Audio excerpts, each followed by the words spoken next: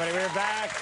My next guest is one of the most successful recording artists of all time, with countless hit songs and awards and over 100 million records sold. He's just released this box set of music that spans his career called My Lives. Please welcome Billy Joel.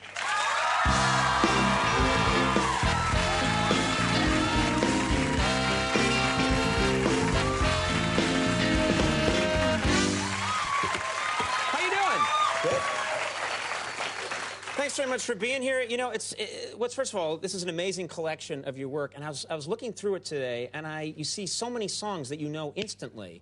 And I was thinking to myself, if I want to get away from my job, I just don't turn on NBC at 12:35 at night. But if for any reason you wanted to get away from being Billy Joel, you don't have that power because your music's everywhere. Is that a problem for you?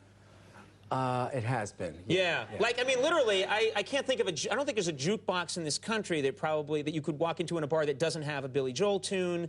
You turn on the radio, it's going to come up, like, every 20 minutes. It's the law, actually. Yeah, it feels like that. Yeah. I'll go someplace and they'll put on my music, and I guess it's like it's supposed to be an honor. Right. And I'm just trying to go out and have dinner and get away from the Billy Joel thing. Right.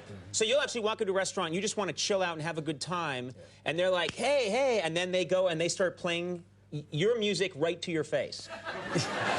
Yeah, and then the whole restaurant turns and watches you like you're going to perform it. Yeah. And then it's sort of this pressure of, you know, it's funny, Kevin Bacon was here once, and he was telling me that whenever he goes to a wedding, the band starts to play the Footloose song, and everyone looks at him. Like, come on, rock out. And he's like, no, right. I don't want to do that. You know, I went on a vacation in Italy once, and I found this really nice Italian place, kind of off the beaten path. It was near Sorrento.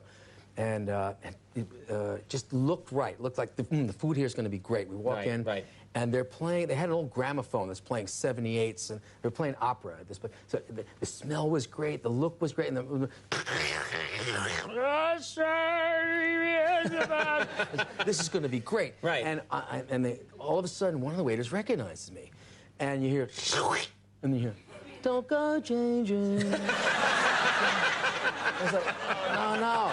Yeah. Wrong. Yeah. I said, no.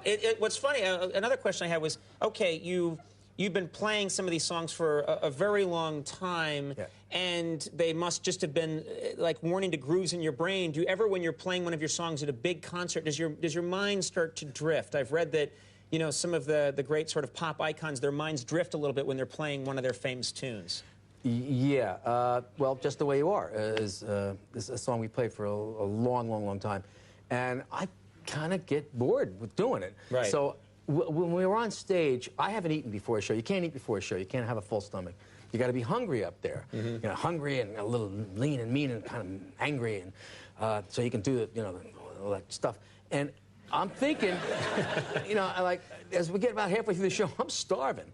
You know, and the audience, you know, they all ate. Right. So you get a little, you're kind of bugged with them. Well, you're not hungry. Right. And I start thinking, you know, what am I going to have? Like, don't go changing to try. Let's see, what's on the room service menu back at the hotel? You never let me down before. Maybe a burger. Which goes, it's good that the part comes right after the burger. Don't imagine. Too familiar? Yeah, but by the time it gets there, the fries will be limp. Right. I don't see you anymore. How about a club sandwich? I would not leave you in times of trouble. Club sandwich, a little salad. Right. Never could have come this far. Oh, great, I get Diet Coke. Great. I took the good time. And I don't know where I am. Right. And then what it used to be with the musicians, they'd yell at me, I guess we'll see you in the bar. Right. Did you ever find that you've actually been saying some of that into the microphone? Yes. Then you're really in trouble. And the audience makes that sound like when a prize fighter hits another guy in the chops, and you hear the whole crowd goes, whoa! Right, when they hear you miss that line that they all know. Yeah. Now, I remember when I was first listening to your music, you would write a lot of songs about, you know, being Catholic, or they have references to being Catholic. And I, of course, was born and raised Catholic, and I thought, oh, this guy, he's Catholic like me. He knows what I've gone through. And then I read later on that you're Jewish.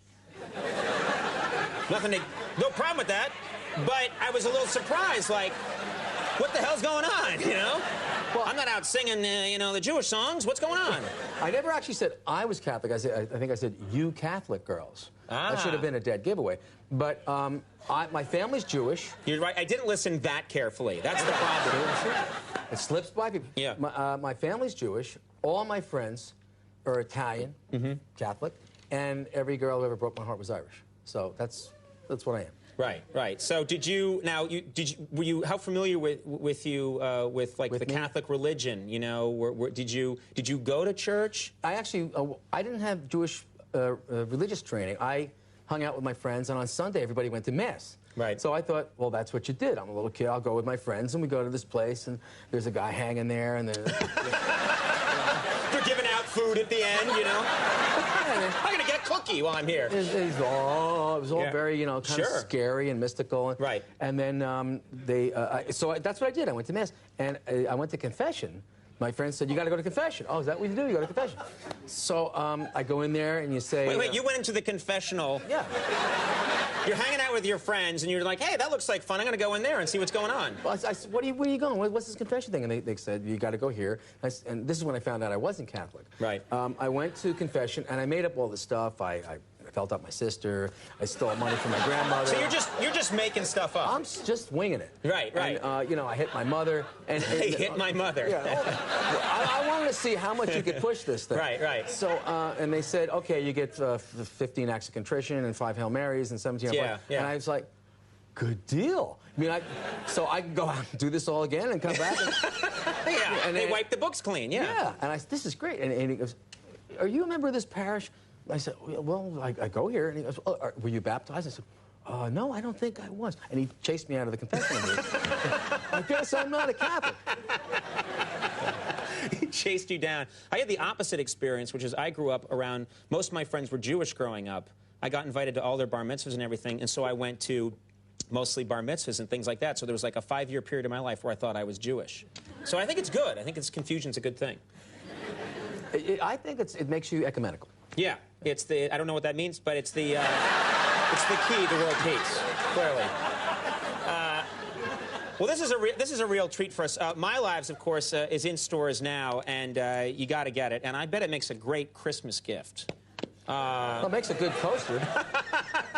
And when we get back, you are going to perform for us. So, ladies and gentlemen, don't go anywhere. More with Billy Joel.